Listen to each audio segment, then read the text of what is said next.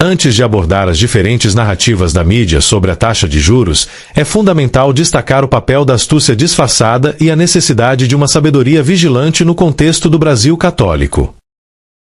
A visão de moralidade é complexa, refletindo as tensões sociais, morais e ideológicas de cada época e lugar, bem como a ambiguidade da natureza humana. A sociedade está repleta de injustiças e conflitos interpessoais causados por paixões, ambições, diferenças de valores, mal-entendidos, boatos e manipulações, formando uma teia de relações tensas e intrincadas. Desde sempre, a vida humana é marcada por um combate silencioso contra intenções maliciosas. No Brasil católico, a corrupção social frequentemente é ignorada sob uma abordagem superficial e muito tolerante, onde hipocrisia e falsidade parecem ter mais valor do que honestidade e sinceridade. A noção do que é bem e mal é muito flexível, dificultando julgamentos justos e permitindo que muitos manipulem situações para benefício próprio, explorando a ignorância alheia. Seguir as diretrizes morais da política do Vaticano demonstra fragilidade e uma propensão a ceder a impulsos destrutivos de terceiros. Os valores que norteiam o Brasil católico são decadentes, nihilistas, sintomas de um culto a uma vida moralmente enfraquecida, declinante que se oculta à observação da massa pluralista incauta sob títulos sagrados para este interesse de dominação.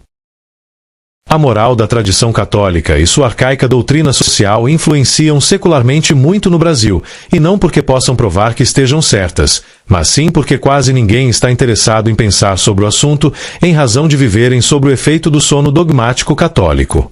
A ampla maioria só deseja pão e circo, o culto a fantasias prevalece sobre a realidade. A ignorância cria espaço para que a religião ocupe um papel dominante. No Brasil, prevalece, consciente ou inconscientemente, a moral secular herdada da tradição católica.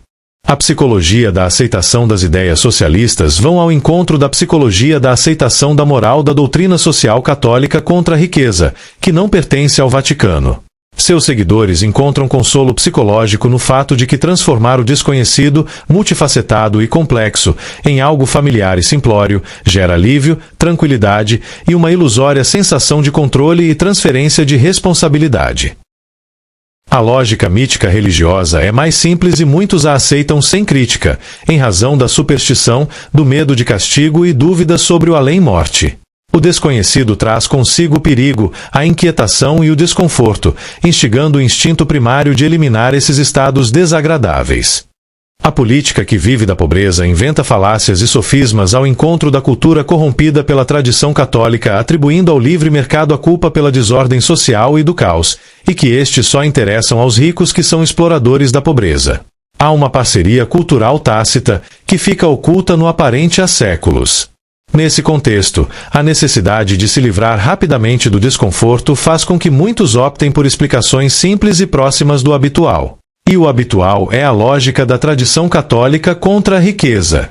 Assim como o empreendedor foca em seu negócio e o católico no alívio de seus pecados, os incautos procuram escapar das dificuldades de forma imediata, ignorando se as relações entre causa e efeito são verdadeiras ou falácias e sofismas.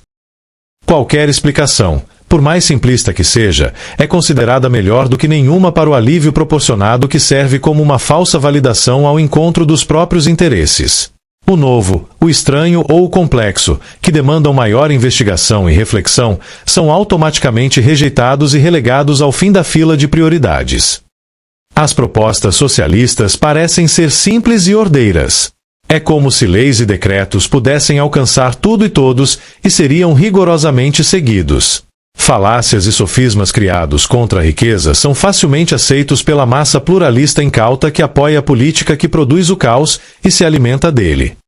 Esse é um dos aspectos psicológicos da mentalidade anticapitalista do Brasil católico, que tem colaborado para um Estado mais apropriador violento de riquezas privadas do que fornecedor de meios para a produção privada de riquezas. Todos os sistemas que temos hoje são sistemas de domínio e controle e remoção de renda, propriedade e oportunidade da sociedade. É isso que temos. O exemplo mais emblemático disso é a tributação de heranças, que representa, de fato, uma predação da propriedade privada e das famílias pelo uso da violência legalizada.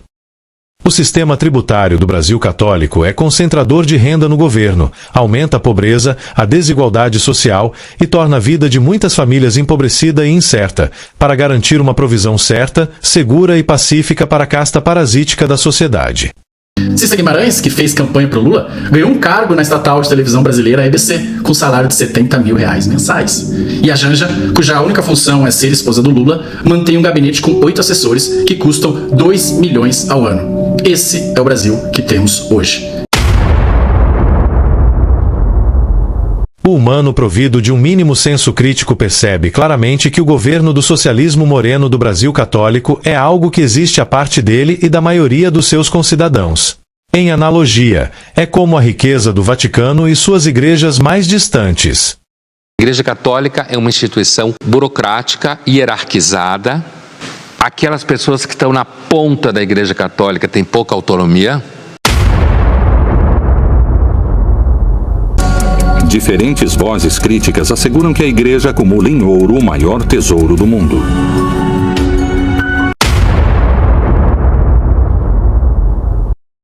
No Brasil católico, a ampla maioria considera esta realidade como algo de pouca significância. O Estado que pune o roubo privado é o mesmo que o pratica em uma escala colossal. Tudo que simboliza valores contrários aos interesses fundamentados na moral de uma cultura corrompida pela tradição católica é alvo de hostilidade por parte de seus adeptos, sejam eles conscientes ou inconscientes deste fato. A pobreza e a desigualdade social são os argumentos mais frequentemente utilizados pelos socialistas, pois estão alinhados com a influência da doutrina social da tradição católica. A doutrina social católica consolidou o sofisma de que a desigualdade social é a origem de todos os males, além de promover a ideia equivocada de que riqueza e pobreza são variáveis interdependentes em uma equação de soma zero, popularizando a crença de que o dinheiro que sobra ao rico é o que falta ao pobre. Num país desigual como o Brasil, num país onde mais de 30 milhões de pessoas passam fome, ser rico, tiro não, é pecado. Fala galera, tá chegando o Mapa da Mina 2025, o evento mais importante do ano, onde eu faço minhas previsões para o que vai acontecer com a economia, com os mercados. Mapa da Mina 2025. A união entre Igreja Católica e Estado foi um dos mais antigos e bem-sucedido mecanismo ideológico de controle social. O mundo medieval estava criticando a riqueza pela riqueza. Os bispos, os teólogos estavam comendo à vontade, enquanto o pessoal passava fome. A monarquia também era a mitra e a espada.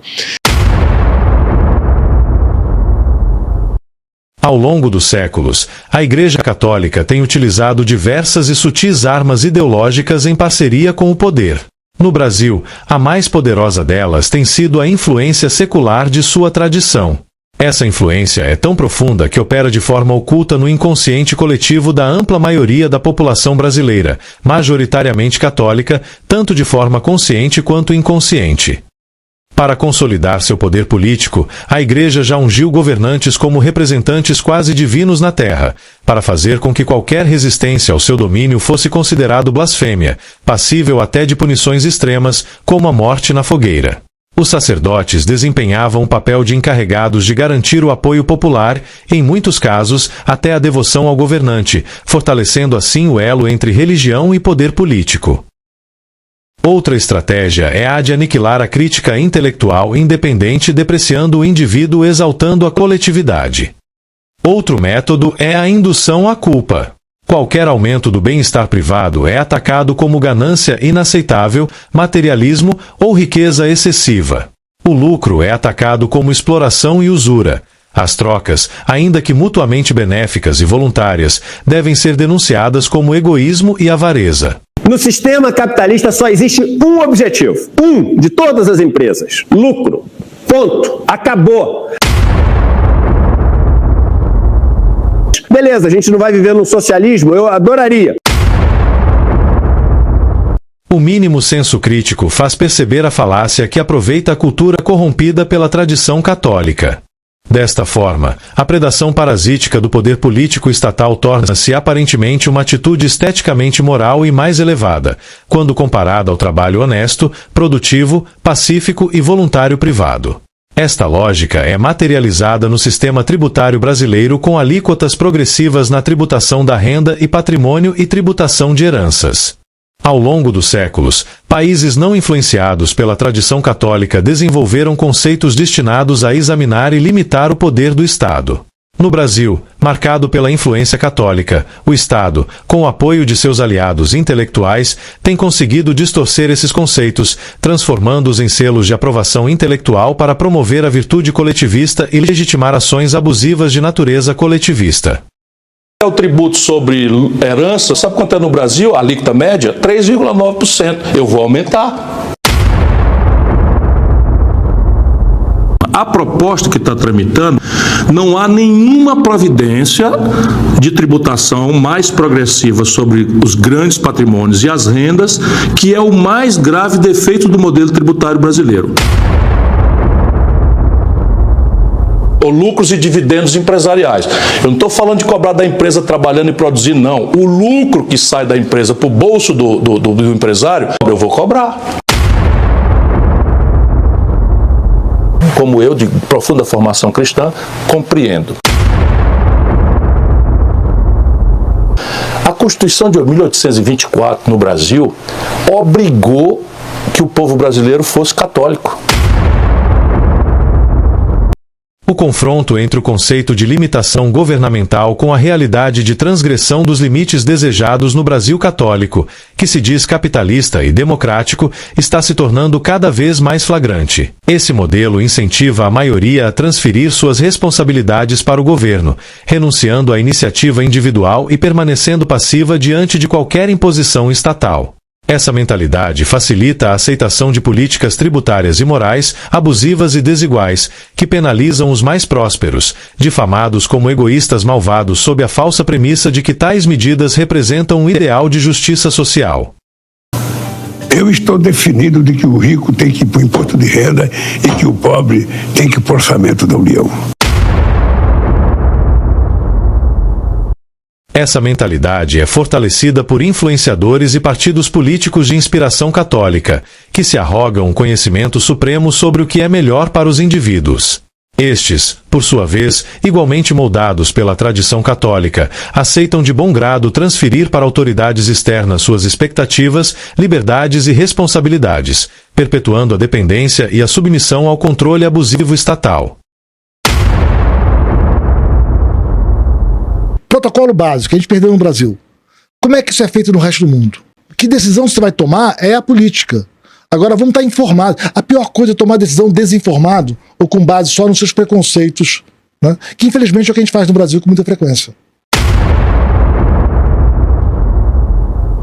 O lugar da ignorância é rapidamente ocupado pelo preconceito moldado pela experiência e pela cultura local. Na China, ele é influenciado pela sabedoria confuciana. Em Israel, pelo judaísmo. Nos Estados Unidos, pelo protestantismo e outras religiões dissidentes do catolicismo. No Brasil, porém, é a tradição católica que desempenha esse papel, marcando profundamente a mentalidade e as atitudes da sociedade. A visão teleológica do Vaticano sobre a riqueza, herdada dos tempos antigos, tem entrado em conflito com a ciência econômica moderna, e no Brasil católico, surpreendentemente, vencido essa disputa com facilidade, apesar da ausência de provas empíricas a seu favor. Isso ocorre porque essa perspectiva não é questionada pela ampla maioria que compõe a sociedade brasileira, conformada com a influência religiosa católica sobre questões econômicas e sociais. Não obstante a esperteza manipuladora signifique, cedo ou tarde, uma satisfação ilusória e perigosa, o Brasil católico é cheio de políticos e influenciadores espertos para manipular, aproveitando-se da cultura corrompida contra a riqueza promovida pela tradição católica. Ninguém, Sônia, ninguém, vou repetir, ninguém neste país do mercado tem mais responsabilidade fiscal do que eu. Não é a primeira vez que eu sou presidente da República. Eu já governei esse país e entreguei esse país crescendo 7,5%. Entreguei esse país com a massa salarial mais alta desse país. Entreguei esse país, sabe, numa situação muito privilegiada. É isso que eu quero fazer outra vez. E não é o mercado que tem que estar preocupado com os gastos do governo, é o governo. Porque se eu não controlar os gastos, se eu gastar mais do que eu tenho, sabe quem vai pagar? O povo pobre. No Brasil católico, trocar o certo pelo errado e aceitar o errado pelo certo tornaram-se algo comum, assim como a prática de desculpar-se ou pedir perdão com facilidade. Por isso, é essencial adotar uma postura cética em relação a muitos influenciadores, tanto na política quanto fora dela. E a dívida pública do governo federal atingiu 9 trilhões de reais. Segundo o Banco Central, este é o maior valor registrado na história. O assunto é destaque no site da CNN Brasil.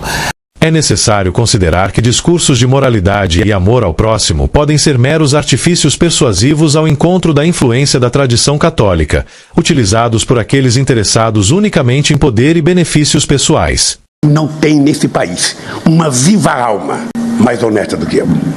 Tenho que mentir, é preciso mentir. Eu, se pudesse, ia fazer um decreto.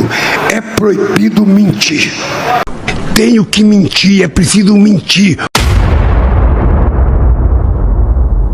A prova do domínio da sociedade brasileira pela corrupção cultural católica se dá pelo fato da mentira estar sendo aceita e ocupando o lugar da verdade facilmente.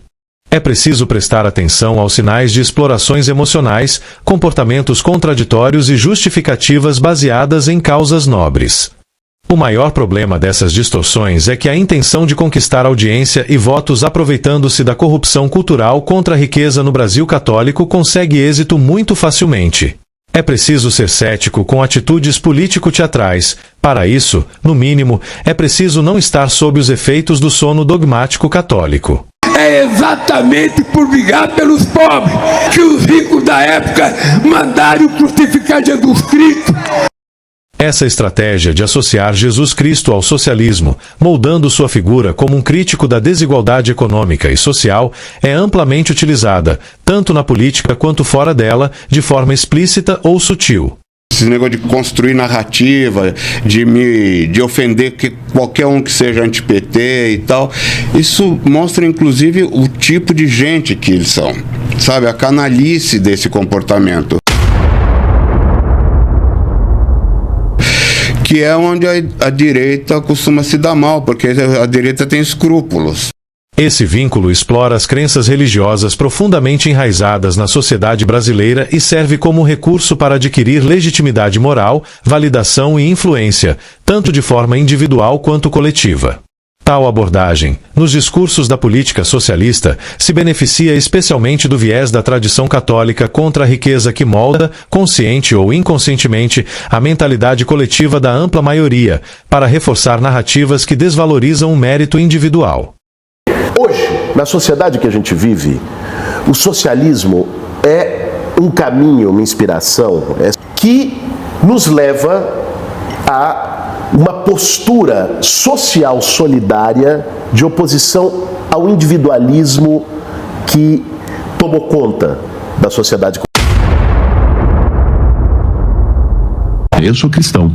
Sou batizado, crismado na Igreja Cristã Ortodoxa, tenho uma formação cristã na minha família, dos meus pais, tenho minha fé. Ao promover essa narrativa, esses políticos ofendem a riqueza e os ricos, retratando-os como egoístas, malvados e exploradores dos pobres. A estratégia política de explorar a corrupção cultural católica lembra a metáfora turca do machado. Enquanto este cortava as árvores, elas diziam entre si: fiquem tranquilas que ele é um dos nossos, pelo machado ter um cabo de madeira. No Brasil, essa metáfora ilustra a manipulação das massas incautas por meio da religião, da pobreza e de crenças contrárias à riqueza. Sofisma de imagem de um Cristo revolucionário é criado para ser utilizado como ferramenta para justificar políticas de redistribuição de renda, frequentemente baseadas em impostos desiguais e abusivos contra a riqueza, sob o pretexto de promover na Terra uma justiça social do paraíso cósmico católico. A gente lembra que esse assunto é o que é a proposta para ampliar a isenção do imposto de renda para quem ganha até R$5 mil por mês. O ministro da Fazenda, Fernando Haddad, anunciou que a compensação vai ser por um pouco a mais de imposto para quem ganha a partir de R$50 mil por mês. Dessa forma, a religiosidade católica, profundamente enraizada no imaginário popular brasileiro, é utilizada como uma ferramenta subliminar estratégica para consolidar poder e desacreditar aqueles que defendem a liberdade econômica e o mérito individual. Quem opina contra é imediatamente demonizado de egoísta malvado. A deputada Luciana Genro, logo eu saí daqui, disse que a minha fala é típica de quem protege os ricos. Essa manobra aproveita e fomenta um ambiente de culpa coletiva, no qual o sucesso e o mérito são depreciados, enquanto a dependência e a aceitação dos abusos do Estado são enaltecidas como virtudes morais. Incapazes de criar valores próprios, os ressentidos negam os valores dos nobres e os invertem. O que antes era força se torna arrogância. O que antes era orgulho se transforma em pecado. Segundo Nietzsche, essa moralidade dos ressentidos foi ampliada e levada ao extremo pelo cristianismo, que a transformou em seu fundamento central.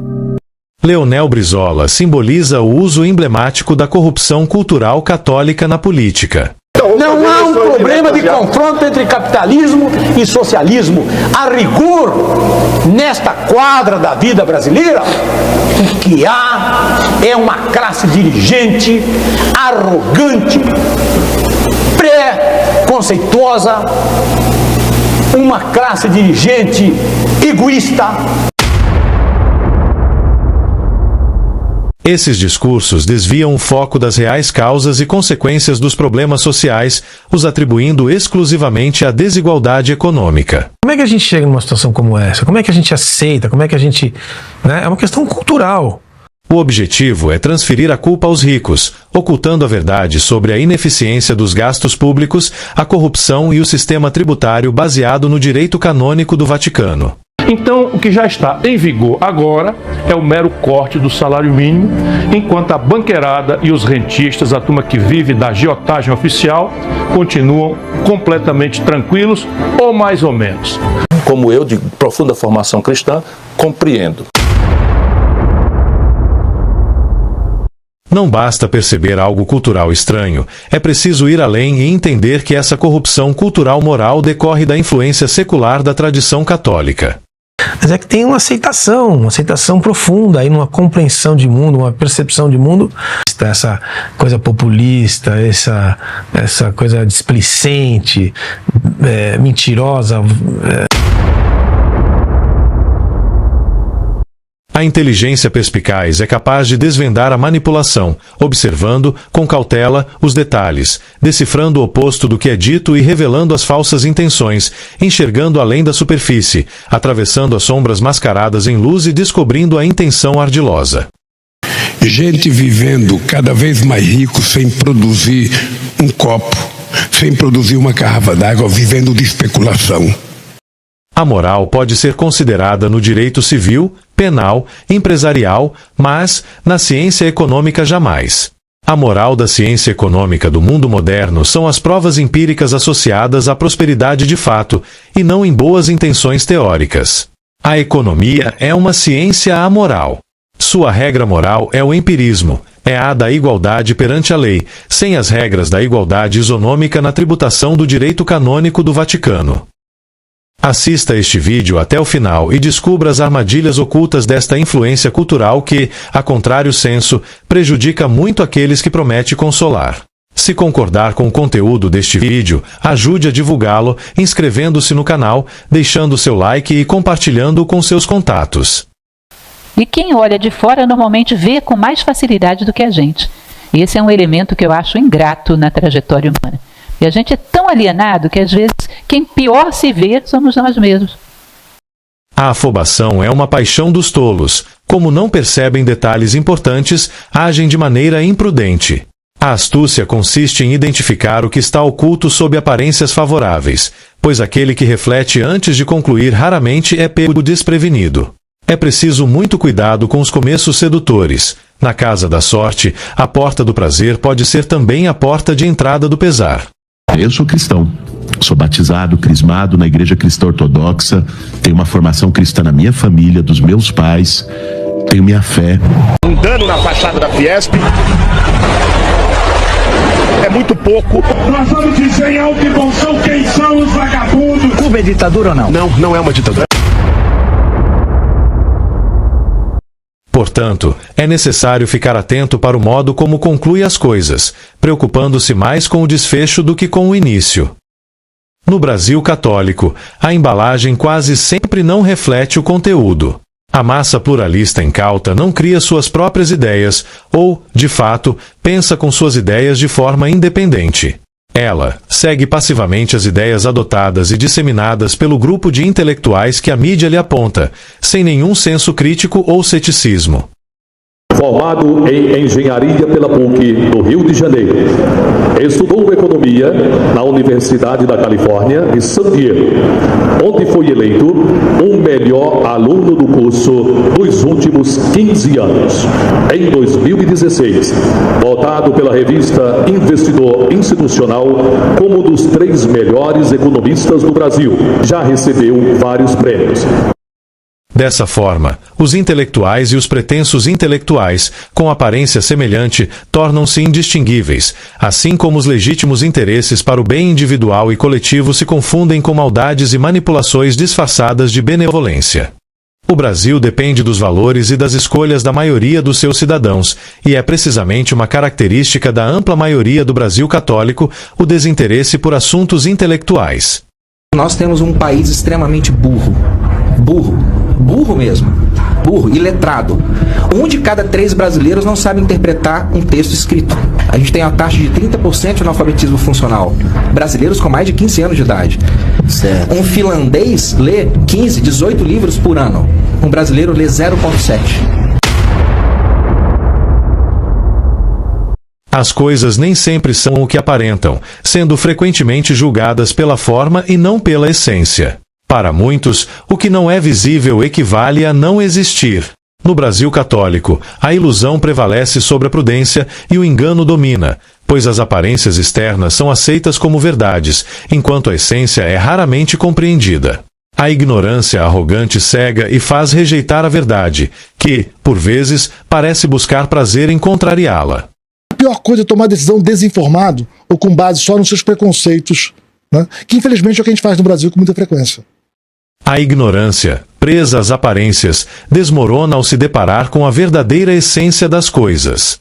A mentira, ágil e sedutora, atrai multidões de equivocados, enquanto a verdade, relegada, é buscada apenas em último lugar. Enquanto a superficialidade engana os desavisados, a verdade, oculta, permanece reservada para os sábios que resistem às ilusões das impressões fugazes. Eu me recordo de um conto oriental, um conto budista, que diz que um dia Ananda, um dos discípulos de Buda, chega para o mestre e diz: mestre, o senhor é tão sábio, o senhor sabe tanta coisa, por que o senhor não vai e fala todas essas coisas para as pessoas, para que elas se libertem da ignorância? Aí Buda resolve submeter Ananda a uma prova. Diz para ele: olha, Ananda, está vendo aquele povoado que tem aqui perto? Estou vendo, claro, sempre vamos lá. Vai lá e pergunta para as pessoas o que elas mais querem. E ele, mais do que animadamente, a oportunidade de servir ao Buda, ele vai lá e faz uma estatística, pergunta de casinha em casinha daquele povoado, o que as pessoas mais queriam. Aí lá vem ele com a resposta, Ibope budista, lá vem ele com a sua estatística. Aí chega para o Buda e diz: olha, de todas as pessoas da comunidade, metade disseram que gostariam de ter mais recursos, um pouco mais de dinheiro, um pouco mais de condições de viver com mais conforto. Dessa outra metade que sobrou, 1/4 aí do todo disse que gostaria de casar bem os filhos, ver os filhos crescerem bem-sucedidos, saudáveis. E o outro 1/4 que sobrou gostaria de ter uma vida longa, saudável e confortável. Aí o Buda falou: só isso? É, só isso. E quantos disseram que queriam a sabedoria? E, mestre, não teve ninguém que disse isso, não. Nem umzinho? Não, nenhum. Então como é que você quer que eu dê a sabedoria para as pessoas se elas não querem receber isso? Conclusões equivocadas costumam ser o preço da imprudência. Poucos são acompanhados pela sorte até o final. O Brasil democrático católico, se pudesse ser coberto, viraria circo. Se pudesse ser cercado, viraria hospício. A maior sabedoria tornou-se ser ignorante, não saber ou fingir não saber. Atentos às preferências da multidão incauta, muitos políticos e influenciadores econômicos são camaleões hábeis em captar a popularidade. Eles sabem que a multidão no Brasil católico é de mentalidade embotada, especialmente contra a riqueza, adora tolices e ignora a verdade. O Brasil é um país que tem, historicamente, a maior ou uma das maiores taxas de juros reais do mundo. Então, por que isso? E a minha resposta, é para manter a lucratividade do sistema financeiro. Diz o adágio, o maior ardil sofisticado da mentira é dizer que toda verdade é simples. A opinião do economista, palestrante, influenciador é tão absurda que evoca a hipótese de que Deus deveria ter criado outro mundo com outras condições só para satisfazer a sua imaginação extravagante. O que dezenas de milhões de brasileiros acreditam e gostam de ouvir. Uma conversinha mole dessa. Tecnicamente não faz nenhum sentido. Não há erro mais perigoso do que confundir consequência com causa, pois isso corrompe a razão e representa o verdadeiro pecado original do pensamento, frequentemente santificado no Brasil sob o manto de dogmas católicos. A moral católica afirma que um povo é arruinado pelo vício e pelo luxo, quando, na verdade, o vício é uma consequência da degeneração que o precede. Há pessoas que parecem dominadas pela impertinência, guiadas por caprichos que as influenciam de forma perniciosa. Presas a esse desequilíbrio, abordam suas tarefas de maneira contraditória. No campo da ciência econômica, geram mais confusão do que soluções. A turma da Faria Lima, sabe o que ela está fazendo nesse momento? Ela está olhando para o telefone, esperando o telefone tocar.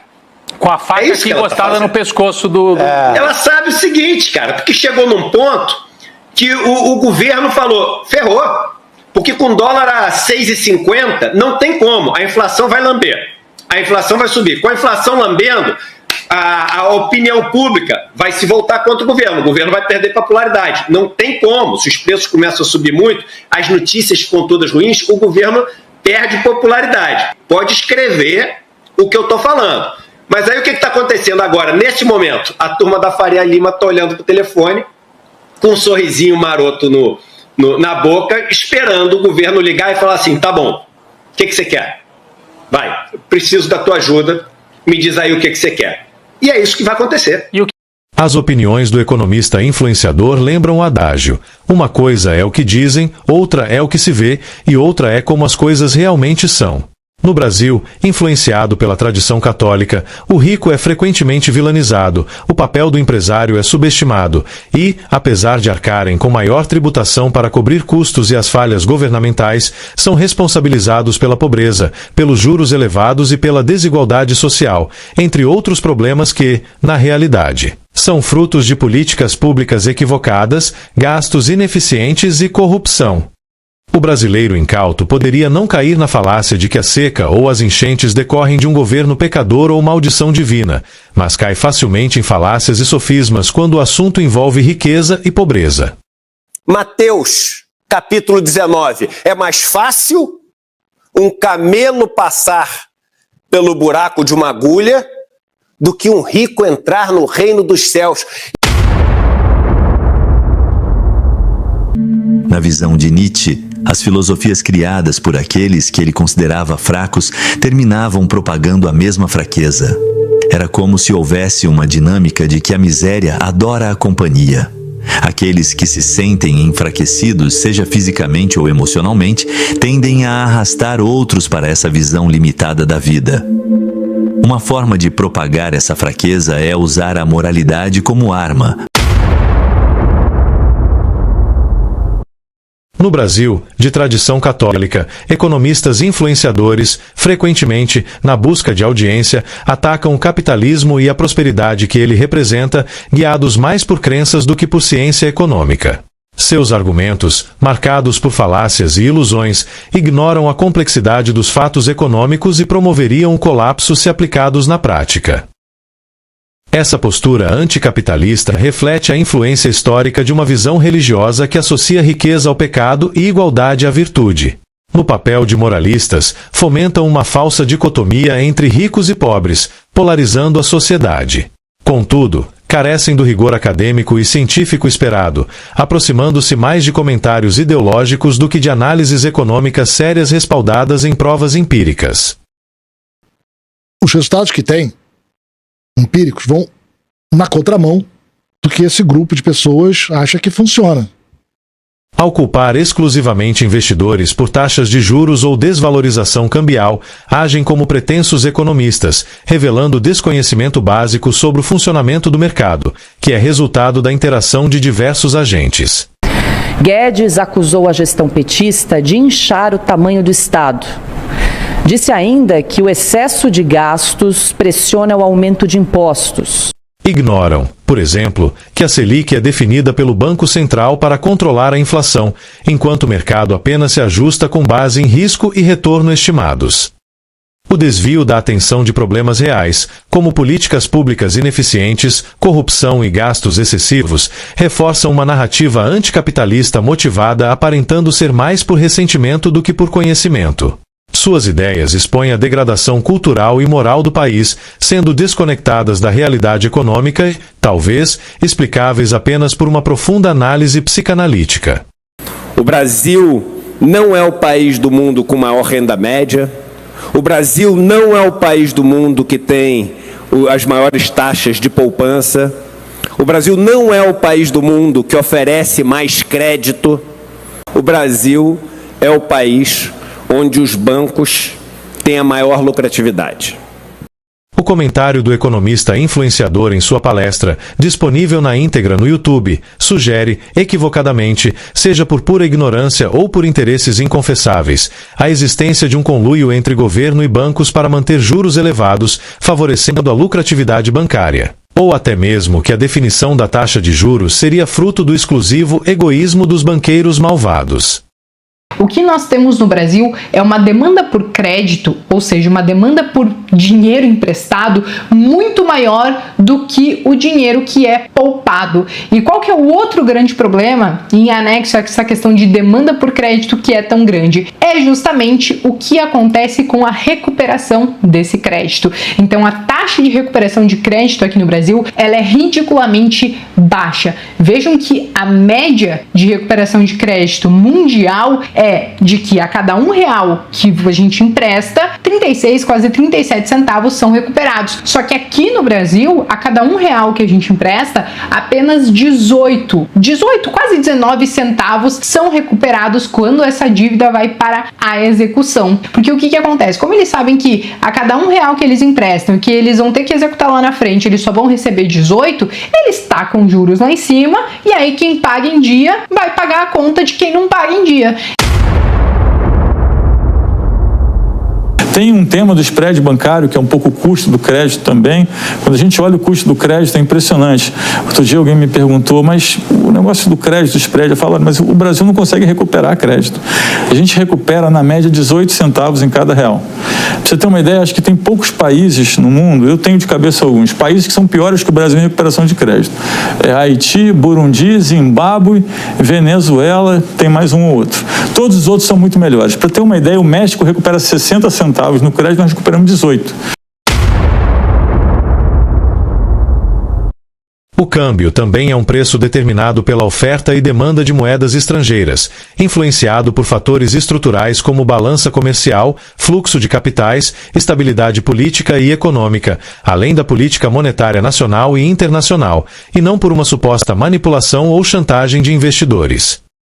Hoje, de cada 10 notícias, matéria da Piauí, da revista Piauí, que por sinal é um bom exemplo disso, mas de cada 10 notícias que a gente lê de economia, 8 são de portais, sites ou jornais cujo dono é alguém do mercado financeiro.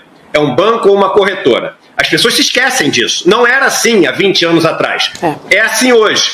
O mercado tinha influência sobre a mídia, mas não era dona da mídia. Então hoje o poder de especular se somou ao poder da narrativa, de você criar a notícia que você quiser. E se somou ao poder explosivo das redes sociais, de você criar pânico, de você criar tudo que você quiser. Então isso está acontecendo.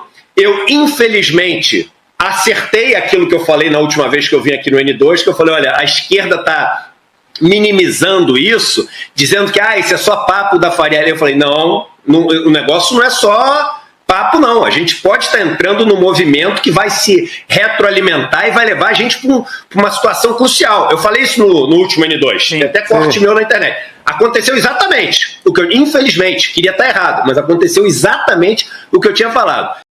Acusar investidores de manipulação midiática desconsidera que informações econômicas estão disponíveis em fontes variadas, tanto locais quanto internacionais, e que a interpretação dessas informações é de responsabilidade de cada cidadão e agente econômico. O resultado dessa distorção, por ignorância ou malícia, afastando-se de parâmetros realistas, é uma representação teatral e parcial da realidade, reforçando juízos de valores errados em detrimento da verdade. As decisões dos grandes agentes financeiros não determinam, apenas refletem expectativas racionais sobre a economia e as políticas governamentais. Alegar que investidores controlam a mídia para manipular o mercado carece de qualquer base concreta. O que dezenas de milhões de brasileiros acreditam e gostam de ouvir. Uma conversinha mole dessa. Tecnicamente não faz nenhum sentido. No Brasil católico, a ciência econômica é frequentemente utilizada como um termo eufemístico para disfarçar intenções arbitrárias e muitas vezes inconfessáveis, distorcendo fatos e ocultando a ausência de evidências empíricas. Opiniões absurdas, mascaradas com um falso viés de autoridade, frequentemente derivam de motivações ocultas e inconfessáveis que exploram preconceitos contra a riqueza, profundamente enraizados na moral católica. O absurdo atrai muito mais do que dizer uma coisa comezinha. Na política brasileira, há uma tendência recorrente de associar problemas econômicos e sociais aos mais ricos, direta ou indiretamente, com a desigualdade social sendo elevada à origem de todos os males e interessada e aproveitada pelos mais ricos, difamados de egoístas malvados. Poucos percebem nos argumentos, amplamente aceitos, da mentalidade anticapitalista brasileira, as influências da tradição católica contra a riqueza. Se você olhar a distinção dos padrões de produção, vamos dizer, do meio oeste americano, do Vale do Silício, você vai ver já se aprofundando dentro do território dos Estados Unidos uma assimetria em que o domínio tecnológico sofisticado, essa coisa da internet, da internet das coisas, da inteligência artificial, que eu vou falar nisso aqui muitas vezes, não é?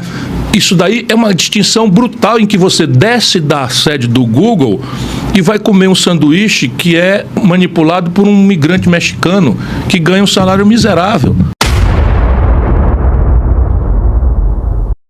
A visão socialista católica sugere, de forma indireta, que a prosperidade tecnológica comparativa dos Estados Unidos gera desigualdade entre as nações, que, por sua vez, gera imigrações resultando na exploração da mão de obra imigrante, contribuindo para mais desenvolvimento dos Estados Unidos.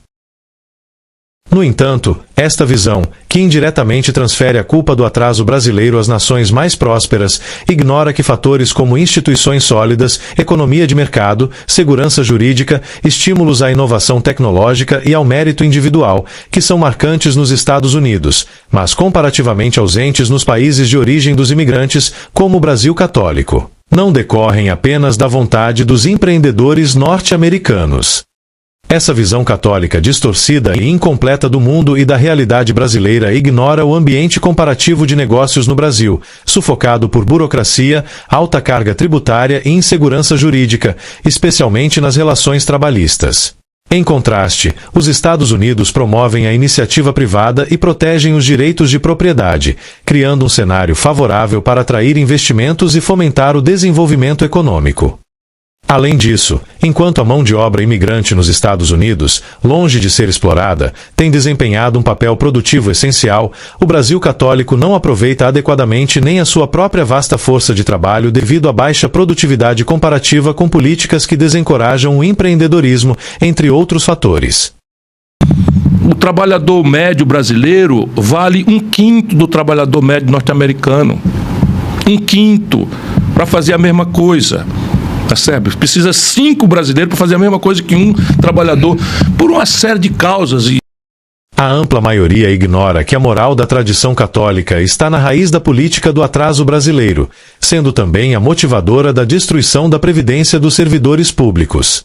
A desigualdade é vista como um injusto incômodo, enquanto propostas igualitárias são percebidas como justas e, por isso, garantem votos da massa incauta, desconsiderando que, como consequência, haverá uma degradação gradual do serviço público e, em última instância, do próprio país. Sem estímulos à excelência, os serviços públicos só continuarão existindo à custa da exploração da pobreza humana, criada e perpetuada pelo próprio governo brasileiro. Culpar apenas desvantagem comparativa entre nações é ignorar que o verdadeiro problema reside na incapacidade do Brasil de criar um ambiente propício ao crescimento econômico, independentemente de comparações internacionais. Fala, o Brasil é um país pobre, não é. É uma economia, a 8ª economia do mundo, e toma 40% do que se produz, tudo que se produz aqui. Vai para uma caixa preta que tritura e não gera benefício para o povo, né? As narrativas justiceiras católicas anticapitalistas apoiadas na desigualdade e na pobreza ignoram questões estruturais, como má gestão, corrupção, precariedade educacional, um sistema trabalhista e tributário hostis ao empreendedorismo, à mobilidade social e à riqueza, que sufocam a inovação e a produtividade. Institucionalmente, as instituições são todas de esquerda.